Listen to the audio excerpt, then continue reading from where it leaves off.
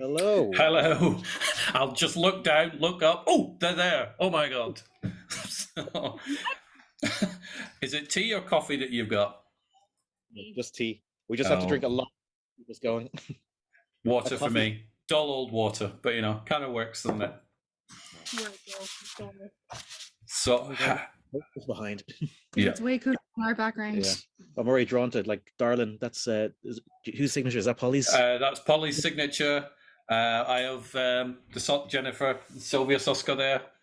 Nice. And Valerie, yeah, it's my little, it's not quite my entire geek collection, but I was conscious when we started doing the virtual conversation / interviews a couple of years ago. I'm like, a white wall is not covering it. I need to, the rest of the room's like a tip, but this looks quite professional and quite sort of geekified. So I think really for us, the rest of the room is relatively bare right now, but behind us Yeah. is A like tip. disorganized. Yeah. Yeah. bookcase. you, you've got a bookshelf though. And I Yeah, think, that's you look at it on the news, everybody's got a bookshelf. I don't know about you, but and I'm not doing that with your conversation, obviously, but whenever you look at them on the news, you're like, what are they reading? Yeah, you do. You do a You're lot like- of this. Like, do they have any of the same books I have? You totally do. Like, the worst thing is like we have some Blu-rays behind us, but they're Yeah, like they're hidden hidden. down behind. So we don't look like we're true proper cinephiles. No, you should have them propped up it. everywhere so people think that's what your house looks like. It's just Blu-rays and stuff anywhere. So I was going to go. I mean, it's snowing outside where I am now, which makes no sense Wow. because it's supposed to be springtime, but there is actual snow falling Are you even. no, Where's well, there? your accent states you're up the north of England, but are you up the north of England? No, well, originally I'm from Scotland, so I'm from Fife, but I moved down to England many years ago. So I've got like a mongrel accent. So I'm about probably 15 miles north of Manchester. Oh, And it's snowing. Yeah. It's just started flashing here, and we're a bit more south. But like, Yeah. So I was going to go out for a walk in there's like a forest area near me, but your film's just ruined it for me, so I'm never going into a forest again. So it's Great, ruin it for everyone. I think Bring Out the Fear has done for me what Jaws did for me going for a swim, to be fair. Oh, we're sorry, because like forest walks are really important to us as people, and we've ruined them. See, I just need films like that just to motivate me not to do the things I don't want to do. Oh my God, that film about like the terror of shopping. Yeah. Oh, I can't be doing that. No, we need to do one in a gym where it's haunted. It's like the treadmill. I have two films that I'll send you. One of them is a horror film in a gym, so you never go there again. And my favorite one that I obviously like to watch is Fear of Salad. I don't tend to watch films that have got salad in. I can't do it. Can't touch salad. Scares me. Sure, I saw a film. Probably Killer Tomatoes or something. Probably did it years ago. Yeah. Now all we need is a film about paying taxes, being evil, and then we're sorted. Yeah. Yeah, that would just be a documentary, wouldn't it? I think. Yeah. So yes, I spent the day watching a couple of films. One of them I watched was called The Family, which is very good. But I spoke to Dan Slater earlier on, so I'm not going to mention his name again because he's had his time. The second one was yours, Bring Out the Fear, which was wonderful.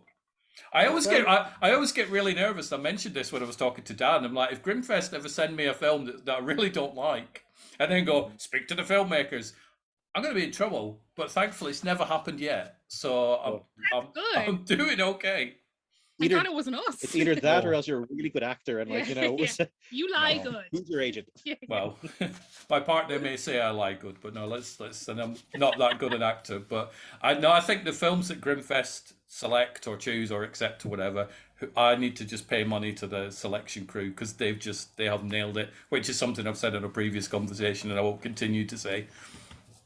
I think it helps them have a love of it. Like when you have a graph or something, like it's definitely there that it makes it easier. That it's like there's just more respect, I suppose. Yeah, it's kind of nice though because they're like, I mean, they're one of the bigger ones in the UK, so it's kind of nice that they obviously take the time. They don't have a huge like collection of films either, so it's nice. They're choosy. Yeah, that's it. I mean, that's not a bad thing because I mean, sometimes you get to a festival and the more titles it has, the more chance of there being turkeys in there. Yeah, and also the more chance you have of missing something as well, I suppose. If there's like 50 films on in a weekend, you're like, I can't possibly see them all. But I think they have maybe about a dozen, I think, on this, which is kind of doable. Well, that's it. Like, I mean, I've gone to Fright Fest like loads of times, and like, I just love you go in and watch 5 films a day over whatever the 4 or 5 days, and you just absorb it all. But even then, like the amount of films you end up missing and having to wait for ages for them to come out, because a lot of them, like some of the really interesting ones, end up being so obscure that, you know, I mean, they come out maybe 2 years later on some boutique label or something like that, you know. So how do you manage that? Because I've never 5 films a day for however many, it's like 5 days, whatever. Is that truly exhausting? Even though the films are really good and you enjoy it, that must be a bit of a killer on the energy levels. Yeah, I realized at one point that the big trick is to, in between films, is to walk outside and just inhale air very deep, get as much vitamin D, like whatever. Like, I mean, London, you don't get much sunshine, but get as much sunshine onto you as you can, because otherwise you just end up with headaches nonstop. And like, I'll be honest, sometimes you get films that you don't enjoy, and you might like, I'm not even shameful about it. You just kind of pass out at them.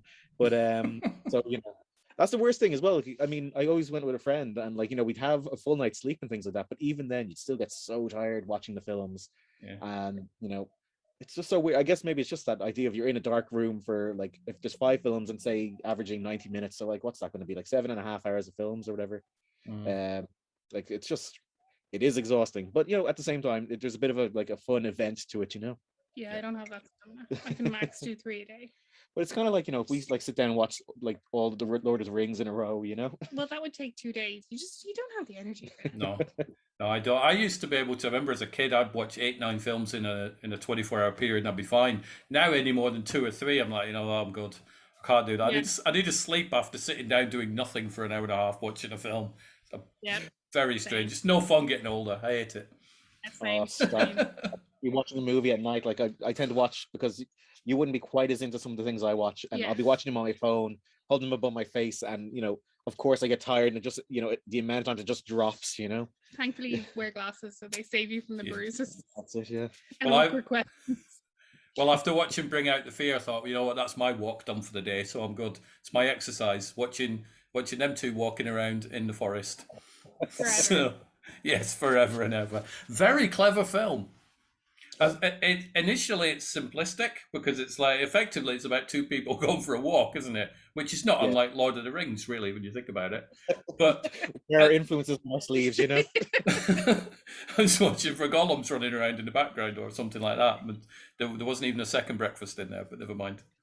But you know, the simplistic pitch is 2 people who are in a relationship, little bit of a fragile relationship, go for a walk to sort things out. And then anything beyond that kind of gets into spoiler territory, doesn't it? So is it an easy film to pitch? When people go, what's your film about? Is it what do you normally, how far do you go with it?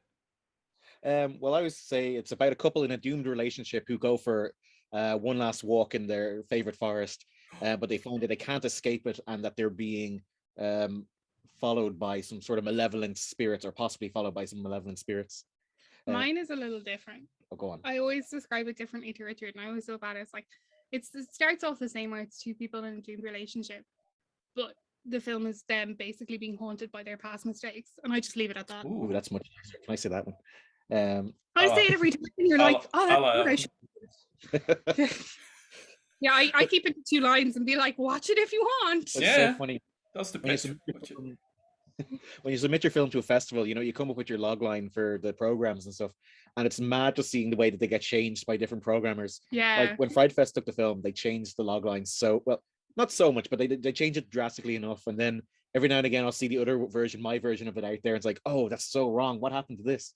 I kind of love seeing it, because when you have people who have opinions and like ideas, but after seeing the film, that's kind of what you want. It's like, what did you take from it? Like, what was your interpretation?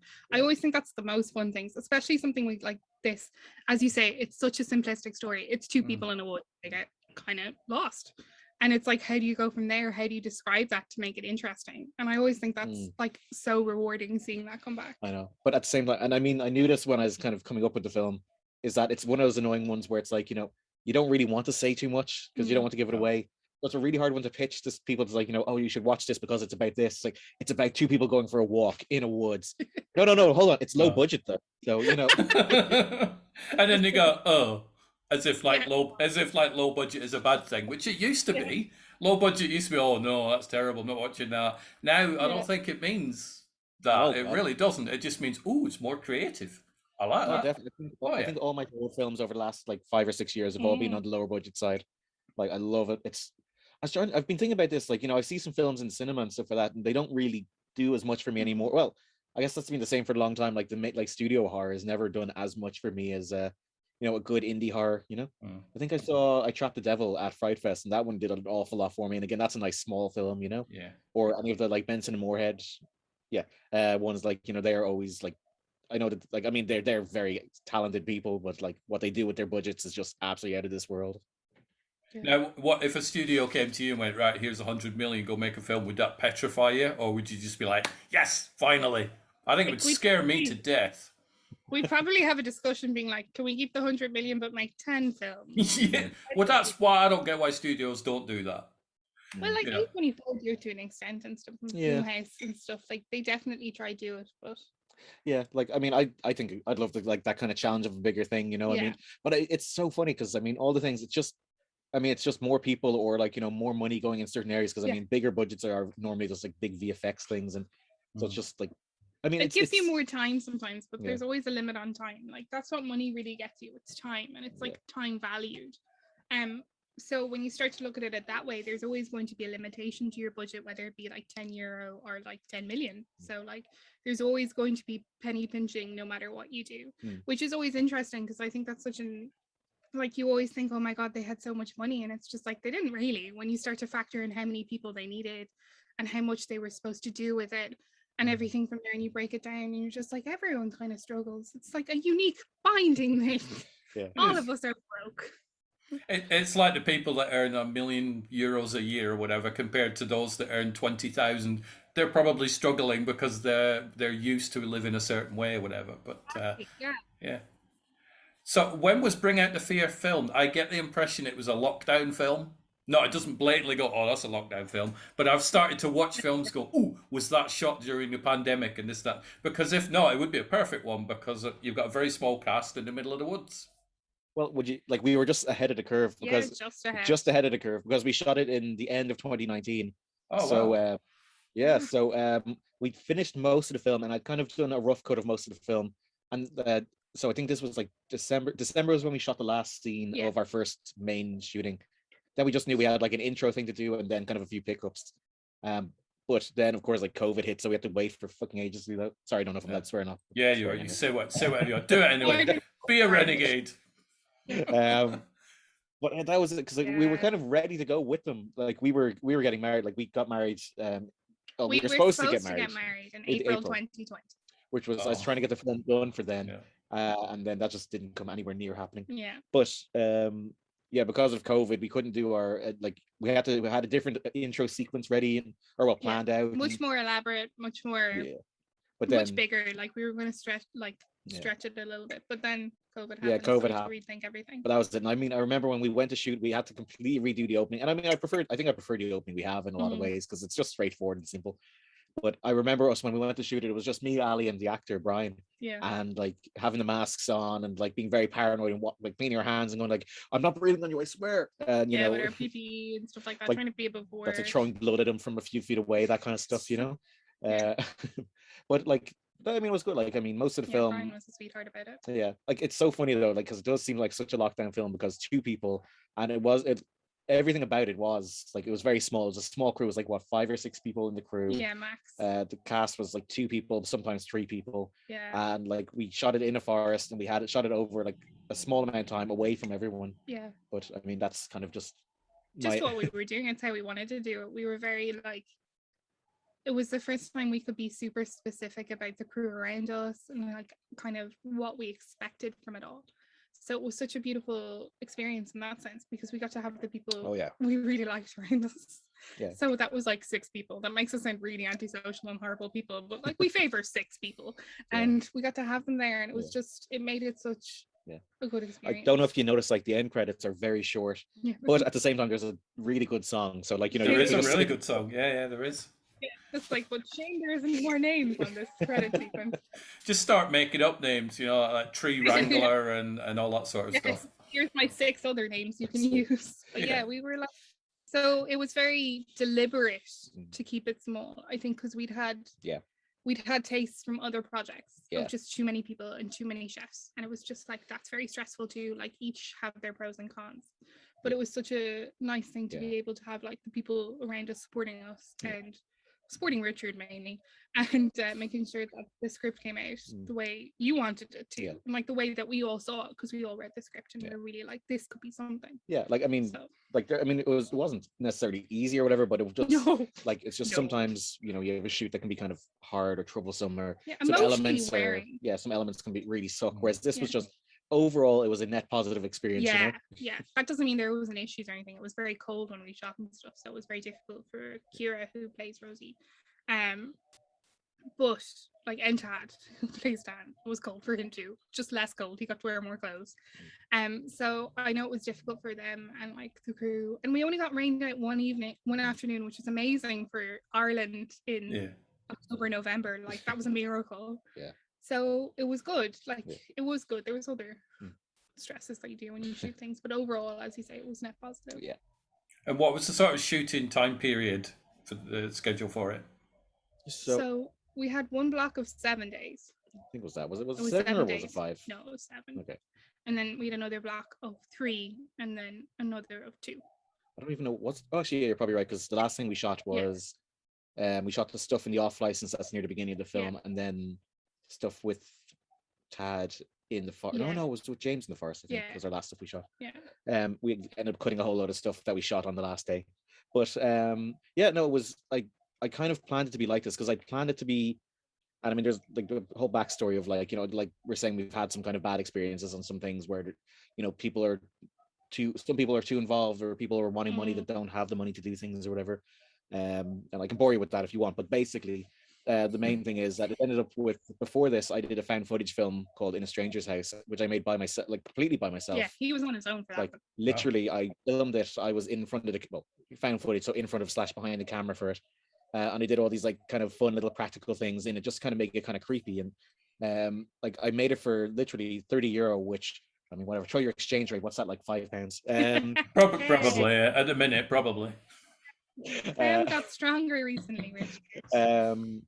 But like that was a real positive experience because like I said, we had kind of a bad experience on some things, and to do this was just a nice kind of positive one. And because that did well enough, it kind of found a nice audience, like a very niche audience, but like a very nice audience. Gave us the chance to have a bit of, like, I say a bit of money, I mean like enough money to kind of pay for food for people on this shoot. But we had make sure no one was out of pocket. Well, that's it. Yeah, like like a tank of petrol and your lunch. But like, I mean, with By Design, it was a very small film. It was very low budget, very independent. I mean, I went into it like, once, like I'd seen the location and kind of came up with the initial idea and then started building everything from there. Then, I had my influences from other films and all, but something like Kill List was always a big influence on what I kind of liked style-wise. I was almost thinking it would be very documentary style. And initially, I was kind of planning on it to be very documentary, where you have these two actors basically deliver all the lines of dialogue in almost one long take, with the camera whipping around the place, and then you just chop it up completely in the edit and stuff like that, which is not what we end up doing in the end, because our cinematographer Rowan is much more talented than me and came up with these great ideas, and he made it look cinematic. So I think the discussion was that if you sit on someone long enough, it's creepier because you're letting things breathe. And I always find when like I'm watching thrillers and horrors and stuff, when you let things breathe and you let things have a longer beat than they should do, that's when you start to feel uncomfortable. And I think definitely Richard utilized that in the edit for sure. Like, I mean, there's one scene in it where there's like without getting too spoilery, because for people that haven't seen it, but no spoils. But like there's something in the woods that they're talking around, the two characters are talking around, and it kind of, the camera lingers a good bit, and like I kind of took a huge inspiration from the Argentinian film Terrified. So it's called, for that.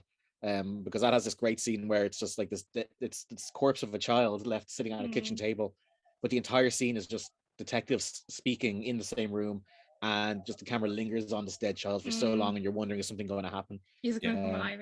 I just love that kind of. It's always so uncomfortable. That kind of uncomfortable and unsure, like. Yeah, but I always think with a forest as well. Just the idea of a forest, you could think you're alone, and just by the nature of the way trees are, you mightn't notice that there is someone walking nearby or whatever, or there could be someone watching you and you'll never even know, or something could happen to you and you'd be trapped there and like no one's ever going to like be able to find you or whatever. They're both a beautiful place, a comforting place, and a terrifying place.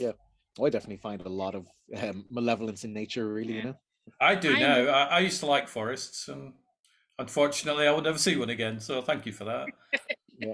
I shall never walk with the trees again. No, I am done. But I shall just mingle with the concrete buildings, and that will be my future. I love cubism. So let's talk about Kira and Tad because they were amazing. They were really good. I think Kira especially, not to take anything away from Tad, but I don't know why, and this is going to sound like it's going to be a negative, but it really isn't. I don't know why I love Irish films and Australian films more than any other country's films, but I do.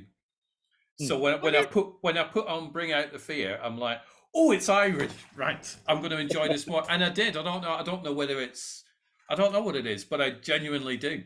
It could Yeah. be cadence or accent, like Yeah, because but the Australian and the Irish wouldn't have dissimilar cadence in how we speak. but I think similar, like with Australia, like I mean, there's a lot of in common in terms of like the history and all that of like colonialism and stuff like that between Ireland and Australia. But like, I think both nations as well have a huge like a kind of irreverence to our ways. I mean, if a script is written with the Irish or with an Australian or an Irish lilt to it, it kind of brings a lot of naturalness to it. Like I think what I really like about it is Kira is her character is really sarcastic all the way through and just like nonstop. Like kind of picking on him, but it's a realistic way of the way an Irish person would speak about things. Like just the Irish way is like you're constantly making whatever gag. Drier. Yeah, you're constantly making a gag about things, and a little darker. the amount of scripts that you see where like the dialogue is just it's written as if it's a Hollywood film, and it's just so serious or so up on itself, and it's just really hard to watch. And I think when a film can get like its nation's voice right, that's when it really works out well. I mean, don't get me wrong, it can be done well. And I think like the British voice is very different to the Irish voice. Even the Scottish and Welsh, they're all very different voices. But like it can work well with that more serious, more US kind of style of delivering of lines. But whereas Irish ones, like I'd say something like the Hollow, which is or the Hallow even, like that's in Ireland, in Galway, but it's a British film really because they're British characters. But then you look at something like Grabbers or Extraordinary, where it's like real Irish voices, telling these stories in Ireland. Now, I know both of them are more straight comedies more than anything else, but they really kind of capture what I think is like that's what people around us sound like. That's what the way people act around us. And for the characters in this, like Tad is he's Brazilian, so he kind of, and I mean that I thought it was great. Like I didn't write it for a Brazilian, but I always thought he really kind of captured the essence of the character really well. Like when Richard was talking to him about who Dan was, because Dan is such an interesting character, because I think he's probably the first character you've ever written that like you want to have sympathy for him, but he's a massive dick. Oh, he's such a dick. Like he is like everything. He is the embodiment of why there is PC culture now because of the Dans of the world. Like he's just ruined it for everyone, and like you want to try have empathy because we're like all caring people and they're like in this horrible situation, but there's just something about Dan that you're like you can't. And like when you explain that to Tad just got it. He was like, I get you, I know people like this, I can bring this to the table. But that's it. He really got it. He has an immaturity, like so his character, not Tad. Dan has an immaturity. Dan has an immaturity. Like he's I think a lot of guys are like this maybe in their teenage years or in their early 20s, before they've got a bit more life experience, where like they feel like something's owed to them, that like it's their turn around at something, and why aren't they getting it? So he's like, hey, I'm with this pretty girl, why isn't like this is my boat come in, and what's wrong with her, like why aren't we like it's my turn, yeah, like I gotta go, like that kind of horrible. So but he doesn't see that. So I mean, like in a way I think you have to have a little bit of sympathy for people who don't understand that they're being such idiots or assholes. And I think it's kind of nice when he can kind of bring that in, because I feel bad, like poor Tad, like he's got a bit of some people have said bad things about his performance. It's not, he does such a good performance because he's playing an asshole, and I think some people kind of lose the run of the fact that he is playing someone who's not really likable, and that's so good. I think that shows the caliber of actor is that you must hate Dan in the entire thing, even during the really hard times where you're like, this is awful, you're like, nah, Dan's still a dick. That's because Tad's a good actor, like.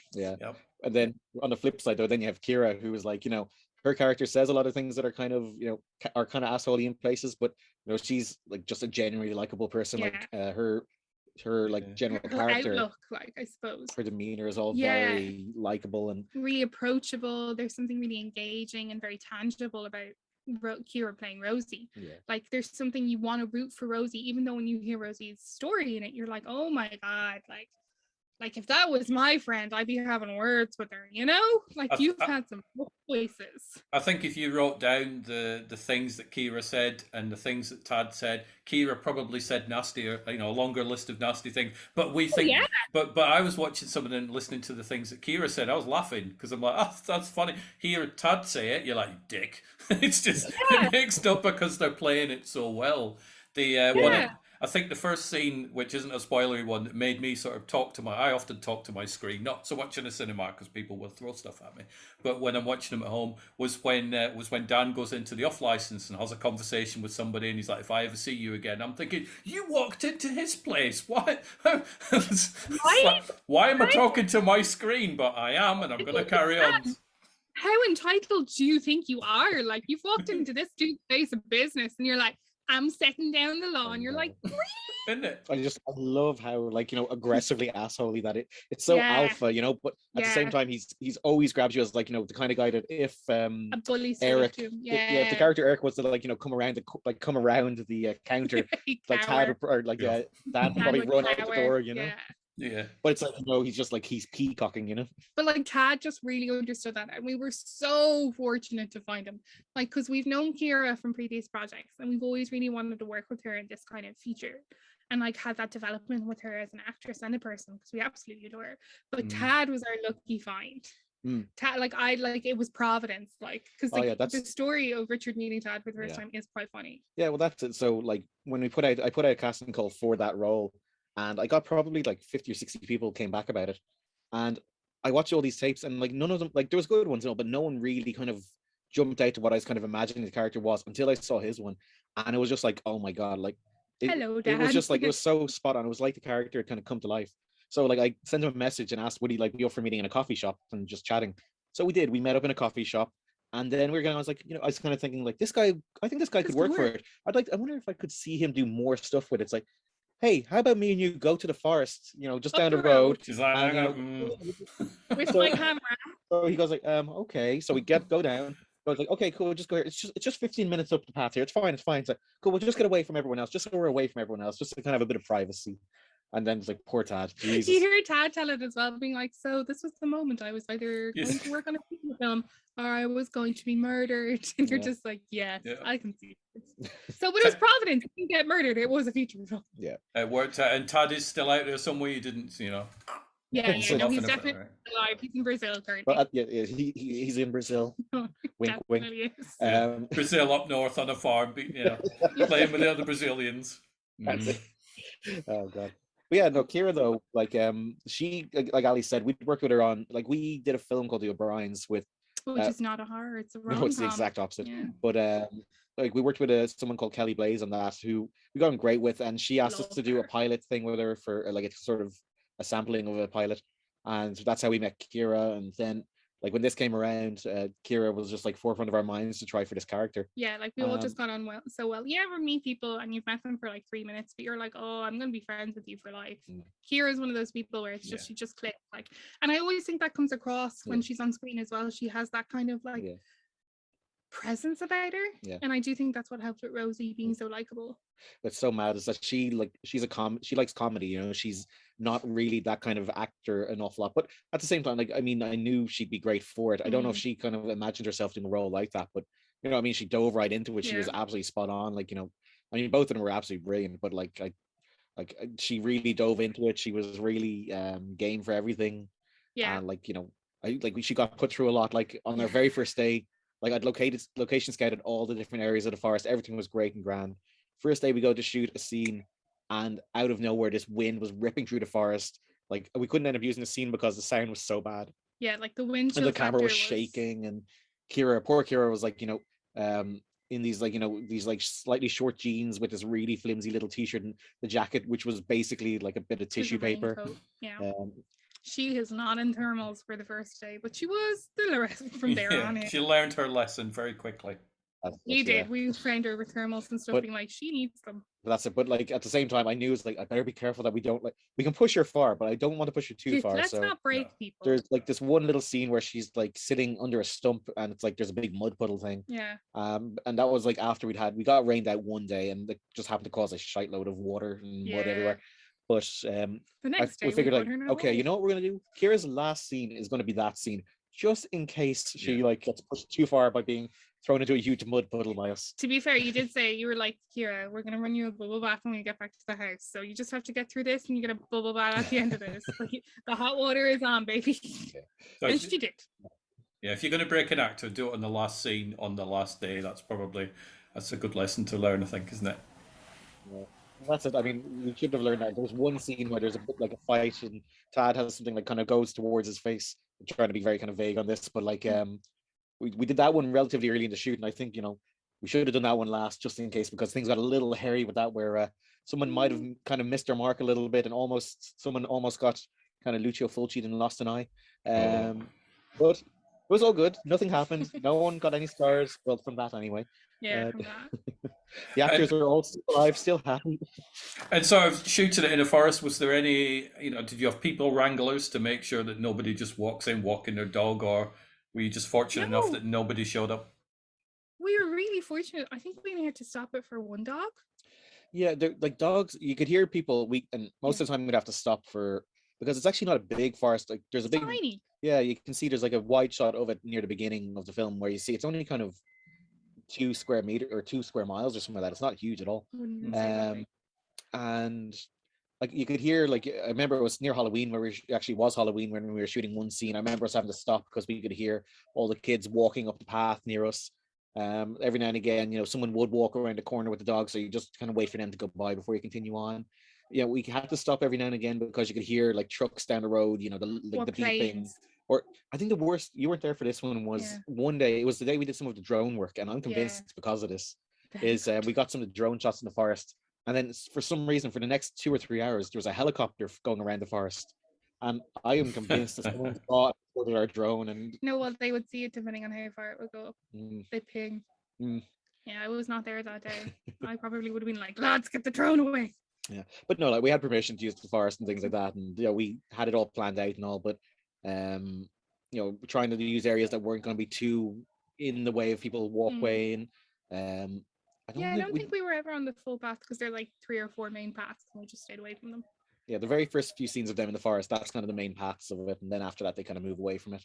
It was just kind of trying to be sensible, the real kind of like real guerrilla kind of filmmaking that we couldn't close down the forest, but we could use it, so that was the main thing. So you're being respectful of people who are using it as a forest, while also trying to make the film as best you can.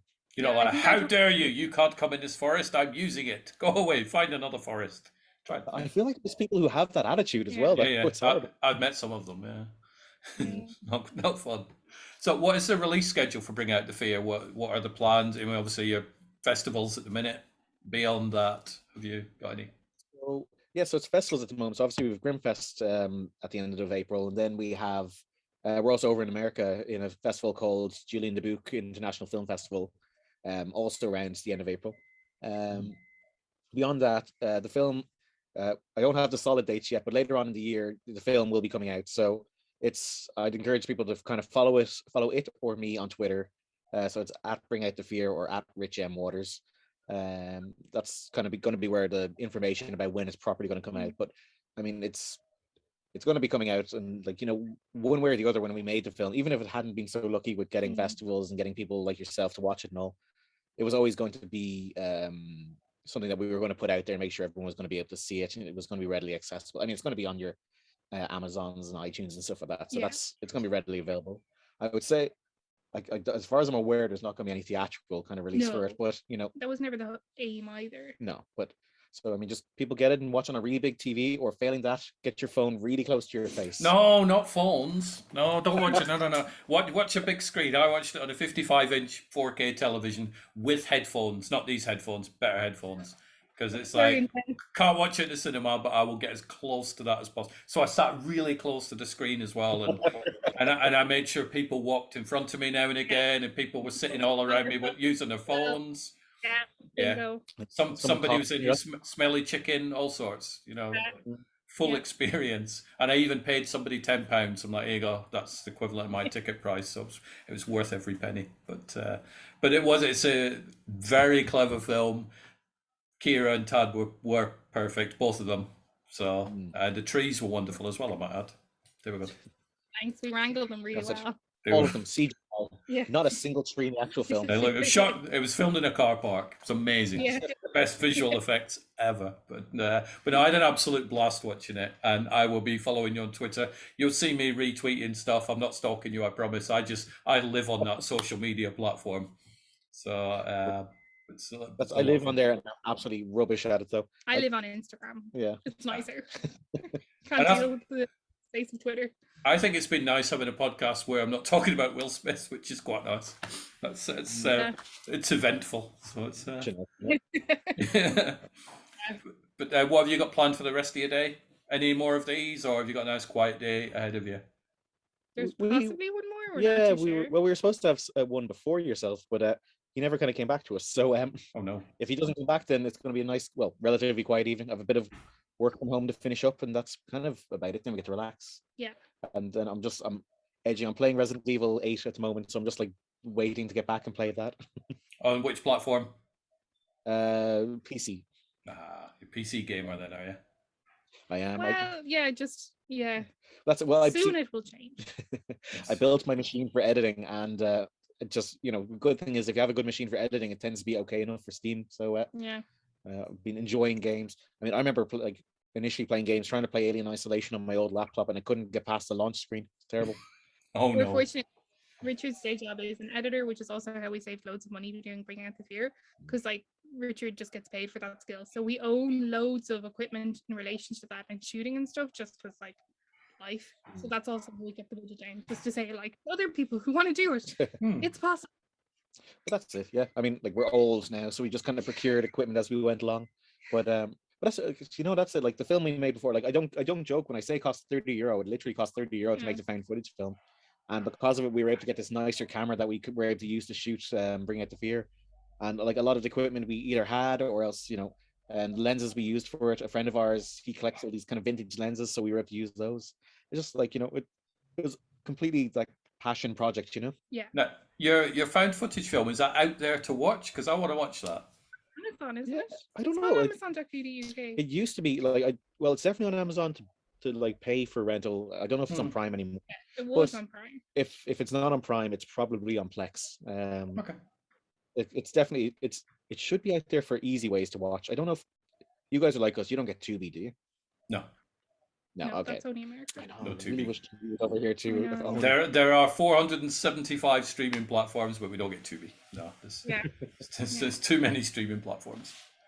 Yeah. No, it should be easy enough to find to watch if you want to watch it. But it's my low budget found footage film, but made with all. It's very, very, very different. Yeah. Like bring down expectations. Going, I'll probably be able to see something in it, just like that.